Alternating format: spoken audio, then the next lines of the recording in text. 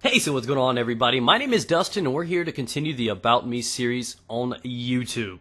This is basically the idea where I talk a little bit about my life, some of the important events, and even some of the little things that built up to making me into the person that I am today. So if you guys did miss the very first episode, I would want you guys to go check that out right now. Take an opportunity to stop this video and go watch it. There's going to be a lot of things that go in order throughout time.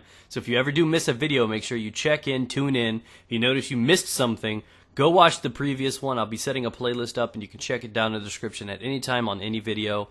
And without further ado, there's one thing that I did forget to mention in the last video, and some of you guys may or may not know this. I've mentioned it in another video, but my name, if I was actually going to be born a girl, and I just felt like giving this to you guys for kicks and giggles. Some of you guys know this. My mother had chosen a name that, had I been born a girl, my name would have been Misty Dawn.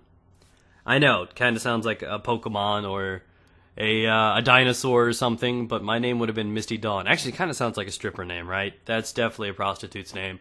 So I'm kind of glad I was not born a girl, guys. Dustin's not the best name in the world, but heaven forbid I would have turned out Misty Dawn. I would have turned out a lot worse, I tell you what. So anyways, like I said, the last video was about my birth, growing up in the apartment, so on and so forth. Now we're going to cut into, basically it's going to be in between the areas of 4 and 6. When I was about 4 to 6 years old, just starting school for the first time, making my own friends, picking up on sports. Lots of important things happened during this. Lots of good and lots of bad. Now, we're going to talk a little bit about the home life and the people I was around during this age. And then the next video, the next episode, is going to be about elementary school and my experiences with school. So without further ado, at home, living with mom, because my father really wanted nothing to do with me. The child support checks were a whopping $36 a month, guys. That's what my father gave to my mom to help raise me. So we didn't get much help from my father. I do not remember my father until I was about 9 or 10 years old. And basically, I think I kind of blocked him out. And I only remember the bad, if you will. So most of this story is going to be involved, or this area is going to be involved with my mom and my father's parents, my grandmother and my grandfather, aka MawMaw Amtrak, if you remember. Grandpa, he died a couple years ago, and MawMaw just died like 3 weeks ago, not 3 weeks ago, 3 months ago or something like that. So you guys that have been more recent subscribers know about that story. Anyways, what happened is about 4 to 6 years old, my mom was dating this guy. His name was Barry. Standard biker guy. He loved leather, motorcycles, Harleys. He had this crazy hair. He grew his hair out like his entire life since he was 13. His hair was like to the bottom of his knees. Like from the back, it reached down to below his knees. That was some long fucking hair. And I don't know what my mom saw in him, let alone any of her boyfriends, but, you know, whatever. So she dated this guy for a while, and I don't remember him. I don't remember, like, his mood or anything like this. The only thing I remember from him is his chili, and it kind of baffled me, because he made some really unique chili. He, like, covered this in sugar. Now, I don't know if you've ever had chili, but sugar kind of takes away the tartness of tomatoes and spices. So he used to completely coat chili with it. So every time you bit into chili, it tasted sweet. And it was really unusual. It was something I never remember. So that's, like, one thing that I do remember of him. The other one is a bad habit he got me started on. He used to chew. If you guys don't know, chew tobacco. Skull is actually his brand of choice. He used to chew Skull and spit and everything like that. And it was one of the nasty habits that he had. And, you know, he would, you know, just a lot of people used to just throw their trash in the back seat down below, behind the seats and stuff like that. We used to throw his little cans back there, and I would, you know, there was always a little bit of residue in there, and you'd dig out or whatever. And as a kid, you know, I saw him. You know, he was the role model for me at that time. I was 4, 6 years old. These are the impressionable years. According to my wife, who is a teacher, and she's going to school for all this stuff, you learn a lot throughout those first few years. And I was looking up to him. You know, he was like the only guy in my life. So I saw him, you know, tucking some chew, and that was like something he did a lot. So I wanted to be like him. So I started doing it. And then when he found out, he encouraged me. He started giving it to me, and I was doing it behind my mom's back. He told me not to tell my mom. And I used to chew. I used to spit. It was a disgusting habit. I loved the taste, though. I absolutely loved that shit. So even though I knew it was bad for me at that age, I knew it was bad for me. It was great. And mom found out about it eventually, and I kind of stopped. I got bored of it. You know, kids, we got the attention span of just like a fucking dog chasing a squirrel. It's just game over. So I did that for a few months, though. It was a little bit of a while. I did it daily. And it's definitely not something a kid should be doing. Accidentally swallowing it or something like that for a 4-year-old is just absolutely, it's a bad idea. And that's kind of one of the first bad habits I ever had. And that just also shows you how gullible and how impressionable a child can be. And that is kind of what I absorbed, what I took in. So during this period, we were living with him. If I remember correctly, I don't have a bed. Throughout a lot of my life, I've never had a bed. I've always slept on the floor. When I was born, I had a couple health issues. I obviously had your standard asthma, but apparently I think that just comes with the fact that I'm nerdy. That's a give me, guys. My sight was okay. That was always good. And the biggest issue is my ears. Throughout my ears, I have always had major problems with my ears, major ear infections. I've had 13 surgeries total on my ears, if I remember correctly. It's some crazy ass number. Anything from surgeries to replacing tubes, so on and so forth. And this really sparked up during this area. This is where I used to have to take these pills. These pills were like the size of fucking 50-cent pieces. And for a 4-year-old to have, and we weren't allowed to chew them. You had to swallow them whole for some reason. I don't fucking understand that. Can I break it in half? And it was weird. So I was always doing this, and the one thing that I remember is there was like wooden floors, and during this period I would lay down. And the one thing that I used to be obsessed with, one of the shows that I used to love, was Swamp Thing. I don't know if you guys are too young to remember some of this, but some of you guys that are older out there know exactly what Swamp Thing was, and that was like my favorite guy. I used to love him. He was a badass. I had the biggest Swamp Thing sleeping bag ever. I would sleep with it. That was like my go-to. You know how kids attach themselves to a blankie? I had a Swamp Thing fucking sleeping bag. I was a badass. So I had a pillow and a Swamp Thing on a cold wooden floor every night. That's where I slept. And due to my complications when I was younger, I also had scoliosis, which is a curvature of the spine. It's kind of a problem where your spine can possibly and potentially get worse over and over and over again, and mine does get worse per each year. I'm scared that by the time I'm 40, I'm going to have the spine of a 70 or 80-year-old and not be able to do anything with my children. That's one of the biggest fears that I've always had in my life, is that my back's going to get too bad and limit to me to what I can do, whether or not it be work, having fun with my family. And I started getting used to sleeping on the floor. So all the way up until I actually married my wife, till we started living together, I slept on the floor like my entire life. I love the floor. I got attached to a fan. I sleep every night with fan because of my sleeping disorder. Guys, the list goes on. Because of my sleeping disorder, I tend to have troubles breathing, and I don't know if that just interlaces with the asthma, but I have troubles breathing at night. So I sleep in front of a fan, and I slept on the floor. No matter or not, it was winter or not, the fan was always on, and I was always down, and basically just balled up in a sleeping bag. And that's kind of how everything was. Now, the big thing that I got attached to was the first sport I ever fell in love with was soccer. For you other foreign guys, we're talking about football. This was my first hobby. This is something. I do remember being in the backyard at his place, kicking the soccer ball around with my mom. And that was one of the most important things in my life, because soccer was something I attached to. It was something I was very, very good at. And I absolutely adored doing that. So during this period, I had the issues with the chew. But my hope was getting good at sports. It was something that I really, really did enjoy, even though it was extremely kind of nerdy. So I started playing this with Mom. She entered me into a league, and I started playing soccer, and I got very, very good at it. And we will talk a little bit more about that throughout time. But other than that, the only thing I really remember from that period, from Barry's side, is I used to go to bed every night to Guns N' Roses. Every night long, he would be down in the basement, just cranking it up. Neighbors could hear it, but I would go to bed. My lullaby, take me down to the paradise city where the grass is green and I got big titties. That's kind of what we had, man. So I went to bed with your old school AC/DC and Guns N' Roses, and that's kind of what put me to sleep every night. And I didn't absorb that one. That's not something that I felt like I needed to continue and carry on. And the other, and probably one of the biggest, most impacting things of my life at the current time, while we lived with Barry, we actually adopted three of our dogs. Hannah was there too. We adopted Bandit, Rocky, and Hannah, all of which were boxer mixes. Bandit was a boxer, American Bull, Pit Bull mix or something. He was my dog. I had him for, 16 years? We got him as a puppy. As you guys should know, my mom was really, really into animal rescues. During this period, she got a call one day saying, hey, we're going to have to put this dog down because if somebody around our area actually captures a pit bull, they are considered one of the dangerous breeds, even though they're not by nature. It's the people and their abilities that make them so dangerous. So he was so much like a pit bull, they were going to put him down, but one of the people that worked there said that he's got the most kind-hearted nature you've ever seen. So she called Mom. Mom went in there, and we took him home. And that's how I got my first friend. That was my first best friend, and his name was Bandit.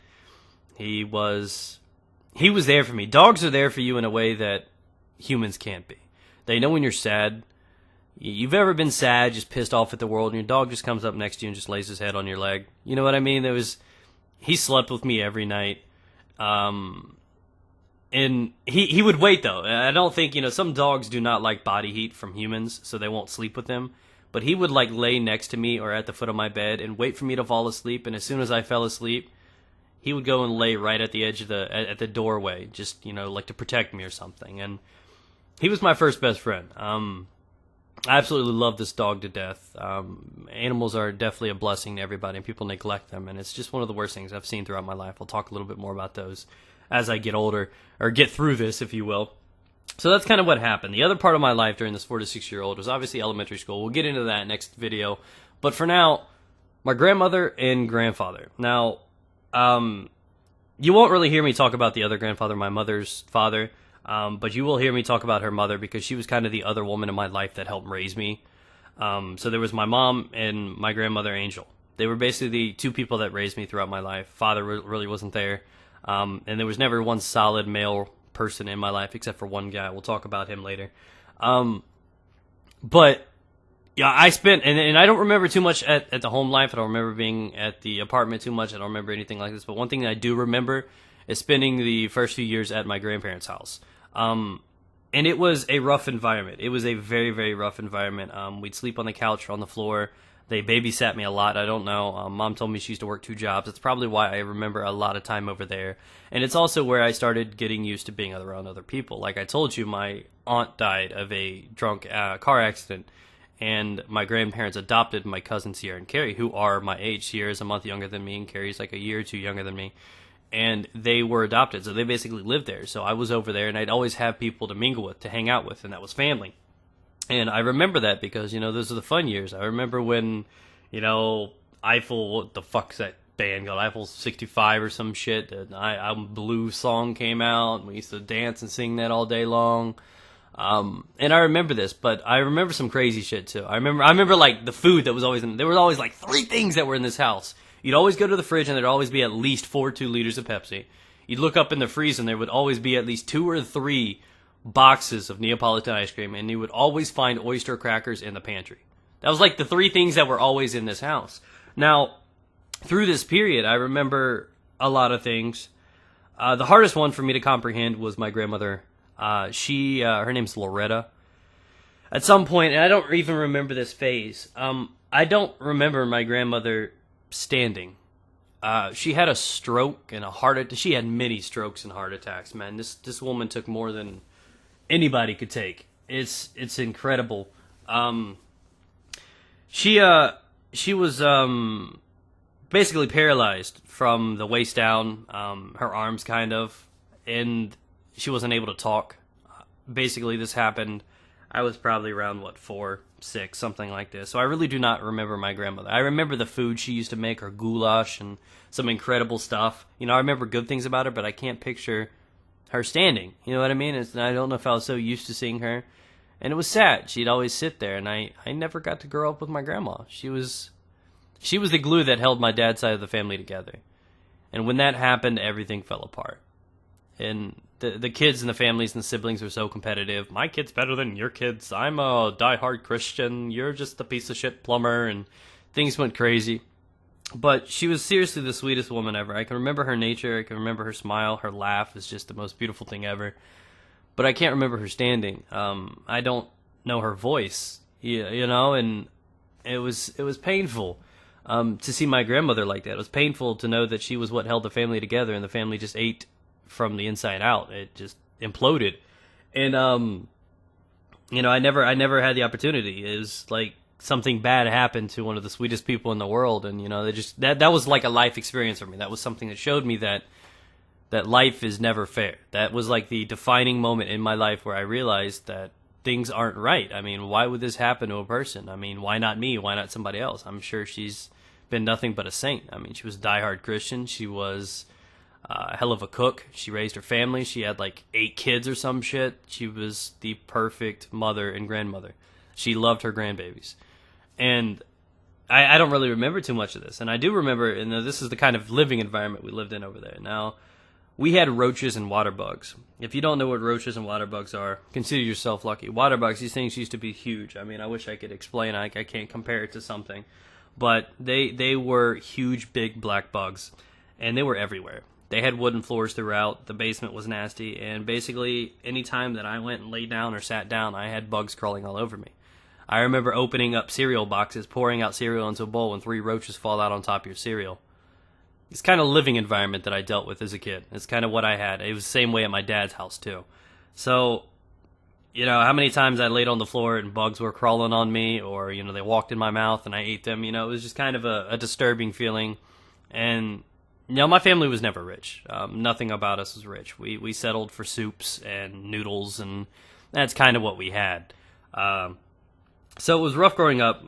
Obviously, the bugs and stuff like that. It was different. But I also feel that every struggle throughout my life has helped prepare me for the real world, where a lot of people think and everything's given to them. I feel it's much easier to deal with struggle, understand some of the shortcomings and problems with life, to be able to conquer them and compete against them later. Is a lot easier than to be given everything and to be spoiled and then getting tossed in the real world and just sinking. You know what I mean? So I've always been proud of dealing with that, and that's not a complaint. It's just something that I dealt with, to know that roaches were all over you and water bugs, and you were basically sleeping with bugs and stuff. And that's kind of what I dealt with. Now, as well as, and just a confession for you guys, just so you guys can get your little giddy laughs in for the video, I used to play with Barbies. Barbies. Yeah, the little blonde. I'm a Barbie girl. Yeah, that. Basically, I was like the only. There were 3 male cousins, and there were like 30 female cousins. Like, no joke, no exaggeration. That's kind of how it was. So the only male cousin that was ever around the other girl cousins was basically me. And we all hung out at Grandma's, and obviously I was a short stack, so I'm not going to get a G.I. Joe. I'm not going to get a Hot Wheel. I had Barbies. Naked Ken dolls and everything like that. That's right, guys. So that's kind of what they had. They didn't have the money to buy the extra dolls, let alone that. So I basically, my enjoyment, what I played with when I was over at my grandma's, which I spent a lot of time there, I played with Barbies through a good part of my life, guys. I remember the pink little convertible. I remember the houses. I remember fighting over the pink convertible because I fucking wanted my turn. And I'm not ashamed to say that. And that's kind of what it was. I started getting a little bit of joy out of life. And, I was too young to realize struggle at the point. I mean, I was realizing how things were getting bad, like with my grandmother, how things weren't fair, but I wasn't, I didn't, having the bugs around me at youth didn't faze me as much. I thought it was disgusting, it was icky, and you know what I mean? I was going through the cutie phase, and that's kind of what there was. But that's basically what my life was between that period. I lived with Barry. We eventually moved out and get our own house, and I spent a lot of time at my grandmother's, Loretta and Bud. There's their name. The only thing I really remember about my grandpa was, if I remember correctly, he was in the Army, good man. He would talk your head off, and he would spend most of his day standing at the screen door, at the front door, with tweezers picking out his ear hairs. And he would hum all day long, just random humming.